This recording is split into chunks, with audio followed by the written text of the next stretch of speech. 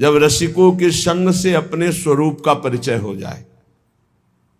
नहीं, देह संबंध इतना सत्य प्रतीत होता है और देह के संबंधी इतने सत्य प्रतीत होते हैं कि प्रियालाल पराये लगते हैं, गुरुजन पराये लगते हैं और ये शरीर शरीर संबंध अपने लगते हैं। भगवत ऋषि जी महाराज कह रहे हैं, प्रायः देही को देखे नहीं, जो देखे सो देह। तीन भांति हुए जात सो विष्ठा क्रमि कै खेह। विष्ठा क्रम कै खेह, मलमूत्र जान को, तौल नहीं तरवार मोल सब करत म्यान को। सारा सार विचार नहीं, श्रुति समृति तेही। तिन्ही न भगवत मिले, तिन्ही न भगवत मिले, देह मानत जे देही। बहुत सुंदर सिद्धांत का जो श्रीपाद कह रहे, मृत प्राय हो जाए, जीते हुए मर जाए, जीवित मर जाए, उलट आप में समाए, यह दिलगिरी है। ये प्रेम का मार्ग है, ये भगवत मार्ग है। मरना तो है ही, आज नहीं तो कल। तैयारी करो या ना करो, अचानक घटना घटेगी और मर जाओगे। अमर होके जाओ, स्वरूप बोध करके, भगवत प्राप्ति करके, तब तो यहां आना सार्थक हुआ। भगवत ऋषि जी कह रहे हैं, देही होता है आत्मा, जो इस देह को मैं माने हुए है। बड़ी भूल है, बड़ी भूल, इससे बड़ी कोई गलती नहीं हो सकती। और ये सब इसी गलती में फंसे हैं। चराचर जगत इसी गलती में माया फांसे है। ये शरीर मैं हूं, ऐसा पूरा का पूरा भ्रम है। और 100 में 100% शरीर नहीं हूं। 1-8% भी होता तो बात, 100 का 100% बिल्कुल हमसे शरीर अलग है। हम शरीर से बिल्कुल अलग है, किसी भी तरह हमारा शरीर से संबंध नहीं बनता। ये जड़ है, हम चैतन्य हैं।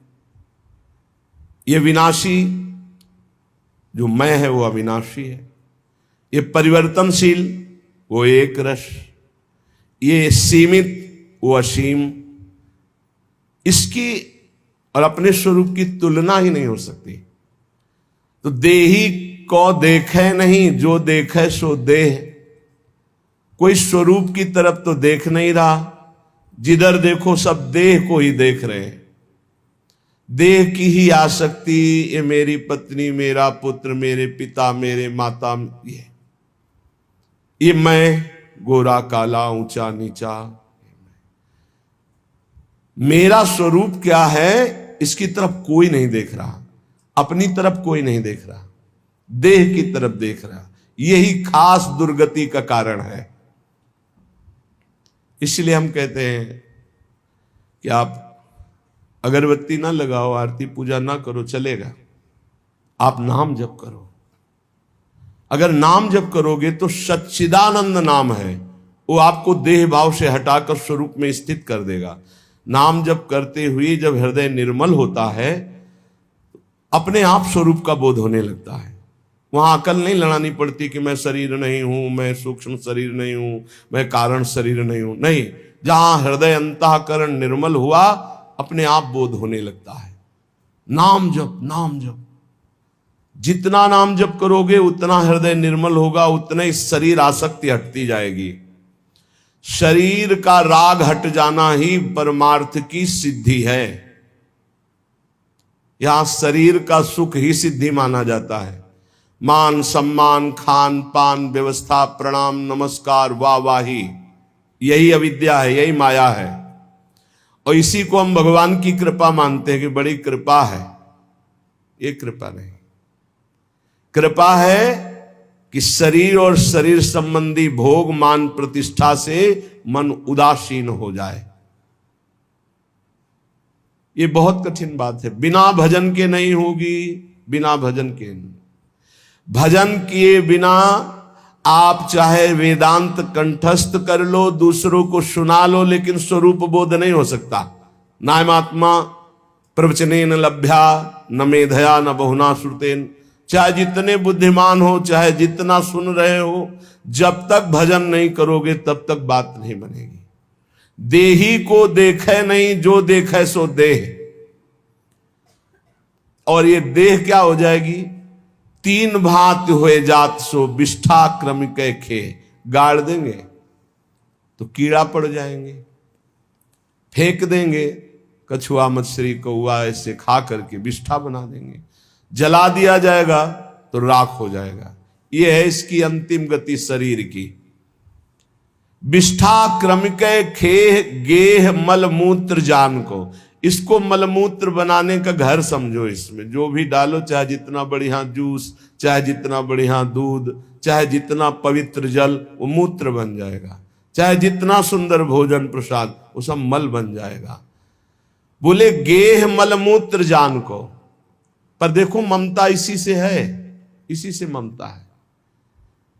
भगवान कृपा करें इस शरीर से ममता हट जाए। भगवान कृपा करें इस शरीर के भोग विलास से रुचि खत्म हो जाए। बोले संसार के लोग तलवार का तौल नहीं करते, मोल करते हैं म्यान का। ये म्यान है, तलवार को नहीं देखते। म्यान के अंदर जो देही, इस शरीर के अंदर जो आत्म तत्व है, उसको कोई नहीं जानता, उसका कोई परिचय नहीं पाता। देखो आज जिससे आप प्यार कर रहे हो, चाहे पत्नी हो, पुत्र हो, माता पिता, कोई भी हो, जब वो आत्म तत्व अंतर ध्यान हो जाता है तो आप कितनी देर प्यार कर सकते हो? फिर नहीं कर सकते।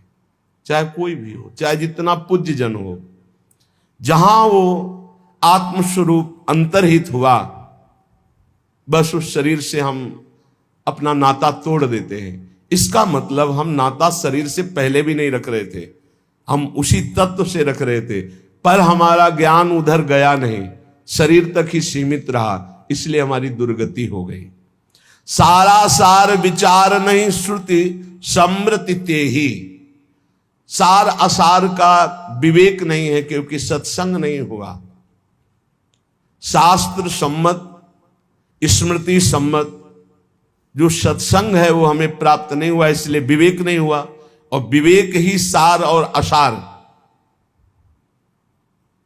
इसका निर्णय कर पाता है विवेक। बुद्धि तो सबके है, लेकिन विवेकवान कोई कोई होता है। विवेक का परिचय सार वस्तु पर जाता है। सार क्या है? आत्म तत्व, श्री भगवान। बोले जो शरीर आसक्त है, शरीर के भोगों में, शरीर चिंतन में, शरीर संबंधियों में ही राजी खुशी उसी में मन लगाए है, तो बोले तीन ही न भगवत मिले देह मानत जे देही। जो अपने को देह मानते हैं उन्हें कभी भगवत साक्षात्कार नहीं होता। इसलिए थोड़ा विवेक धारण करके तो देखो, बहुत शरीर छोड़े लेकिन तुम ही थे। जैसे इस जन्म में ही हमने शिशु अवस्था, बाल्यावस्था, यौवन अवस्था, ये छोड़ते हुए चले आ रहे हैं, लेकिन हम ही थे बालक, हम ही थे जवान, हम ही वृद्ध हो रहे, ऐसा भान होता है। ऐसे हम ही अनंत योनियों में भटकते हुए चले आए। शरीर छूटते गए लेकिन मैं वही रहा, शरीर की अवस्थाएं बदलती गई लेकिन मैं वही रहा। उसी मैं को जानने के लिए सिर्फ भजन साधन है। भजन जितना भजन करोगे उतना ही। बुद्धि लगाने से समझ में नहीं आता, ये भजन करने से आता है। राधा राधा राधा राधा, कृष्ण कृष्ण कृष्ण कृष्ण, राम कृष्ण हरि, जो नाम प्रियो। क्योंकि संसार का, शरीर का चिंतन छोड़ना ही भगवत प्राप्ति का हेतु है। शरीर संसार का चिंतन छूटे, चाहे प्रभु के रूप ध्यान में, प्रभु के लीला गुण गायन में, प्रभु की सेवा में, प्रभु के नाम जप में। तो श्रीपाद कह रहे हैं, जीवन ने वो मृत प्रायो देहादो निरहम ममः। जीवित अवस्था में तुम ऐसा स्वभाव बना लो मरे जैसा। कोई तुम्हारा अपमान करे कोई फर्क नहीं, कोई सम्मान करे कोई फर्क नहीं। दुख है बढ़िया है, सुख है कोई परेशानी। सुख में भी परेशानी होती है, हर्ष की, ये सब द्वंद्व है। सुख और दुख, मान और अपमान, लाभ और हानि, निंदा और स्तुति, इन द्वंद्वों से जो परे है वो मृत प्राय जीवित है, वो जीवन मुक्त महापुरुष है। कब ये स्थिति प्राप्त करेंगे? किसी और जन्म में। धोखे में मत रहना, इस जन्म में कर लो, नहीं आगे और ऐसा समय आएगा कि आपको भगवत प्राप्ति का सहयोग ही नहीं मिलेगा।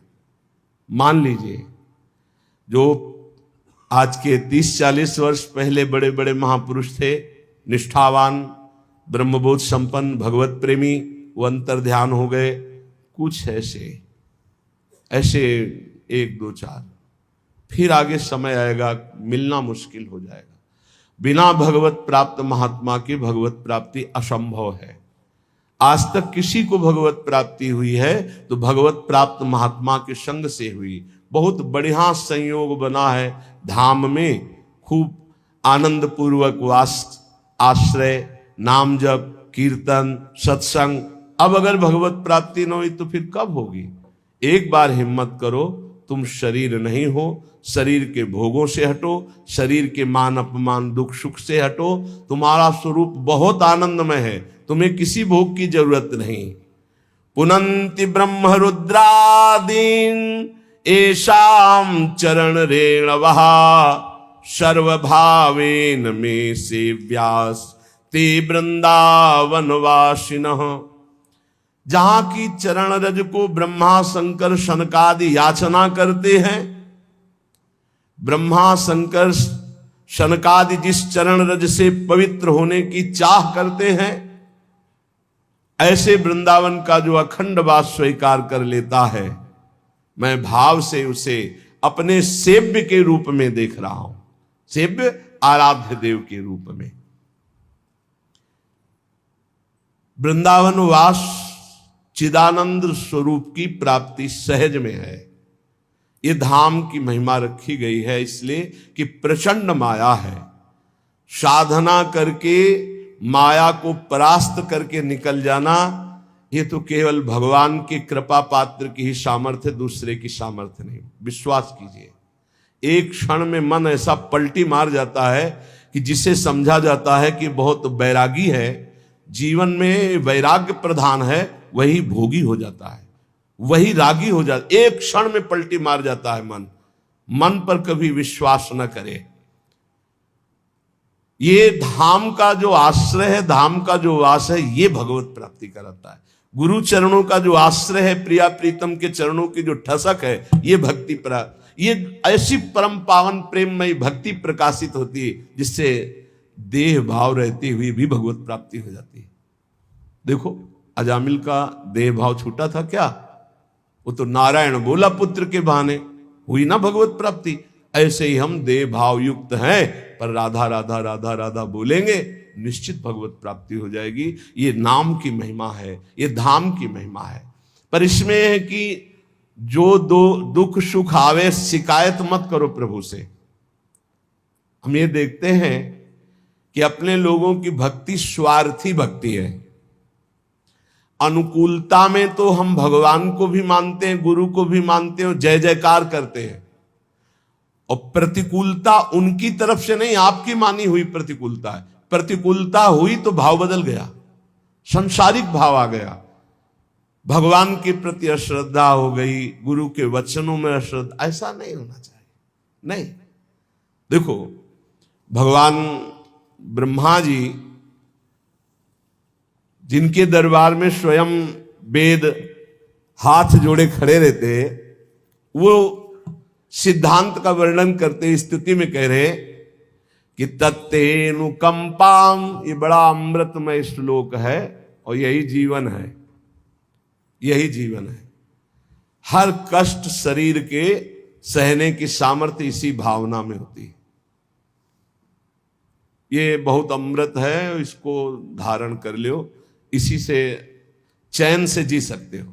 शरीर तो विविध प्रकार के क्लेशों का घर है। तत्तेनुकंपाम सुस्मीक्षमाणो भुंजान एवात्मकृतम विपाकम। हृद्वाग वपुर्भिर्विदधन् नमस्ते जीवेत यो मुक्ति पदे सदाय भाग। ये अमृत में श्लोक है। कह रहे हैं जो उपासक भारी कष्ट की स्थिति है पर हर समय बड़ी कृपा है, बड़ी कृपा है, श्री जी की बड़ी कृपा है। तत्तेनुकंपाम सुषमी क्षमाणो, हर समय देखता है बड़ी कृपा है, और सच्ची कहते हैं बड़ी कृपा है। कष्ट में बहुत कृपा है, अनुभव करो। तुम शरीर में अपनापन करके प्रभु से विमुख हो इसलिए लगता है क्या कष्ट में कृपा हो सकती है? नहीं, बहुत कृपा है। ये वही जानता है जो भगवान की शरण में है। हरिचरण दास नाम के एक महात्मा के दर्शन करने गए। उन्हें कैंसर था पेट में, स्वस्थ शरीर ऐसा हो गया था, उठ नहीं पा रहे थे, बोलने की हिम्मत नहीं थी। जब नजदीक गए तो ऐसे हाथ पकड़ा और ये श्लोक कहा, तत्तेनुकंपाम सुषमी क्षमा। अब आपको कैसे बताएं कि हृदय विदीर्ण हो रहा था कि इतनी भयानक कष्ट की स्थिति में, मतलब ऐसी स्थिति, और फिर भी उनके आंखों में आंसू थे और कह रहे तत्तेनुकंपाम सुषमी क्षमा। बड़ी कृपा है मेरे ठाकुर की मेरे ऊपर, बड़ी कृपा। उनका शरीर पूरा हुआ, भागवत निवास में बड़ा मंगलमय यात्रा निकली। जो क्षण क्षण पर इष्ट की बड़ी कृपा है, बड़ी कृपा है, गुरुदेव की बड़ी कृपा है, आराध्य देव की बड़ी कृपा, ऐसा अनुभव करता रहता है। और प्रारब्ध के अनुसार भुंजान एवात्म कृतम विपाकम, प्रारब्ध के अनुसार जो दुख सुख प्राप्त होता है उसे भोग लेता है निर्विकार मन से।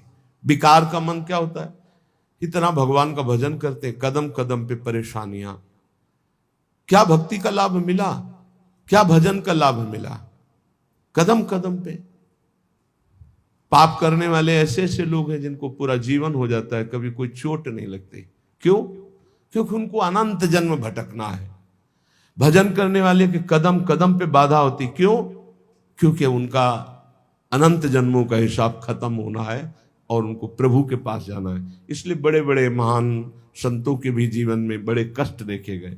देख लो, इस श्लोक को बहुत ध्यान से सुनना। निर्विकार मन से बड़ी कृपा है।